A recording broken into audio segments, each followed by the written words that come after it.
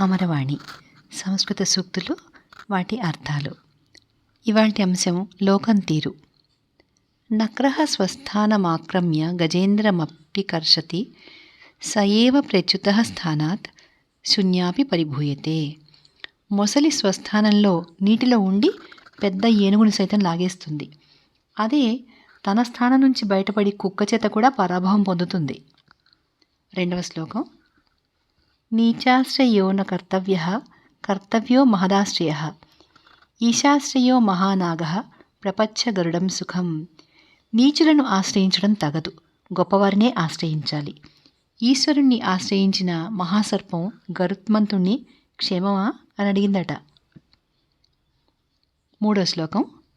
కాళిదాసు విరచితం.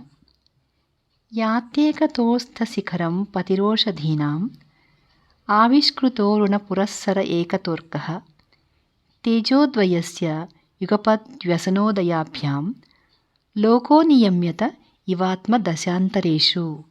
ఒక పక్క పున్నమి చంద్రుడు అస్తమిస్తున్నాడు, మరోపక్క అరుణుడితో సహా సూర్యుడు ఉదయిస్తున్నాడు. ఒక గొప్పవాడు పడిపోతూ ఉంటే మరొక గొప్పవాడు పైకి రావడం లోకం తీరు అని తెలుస్తోంది.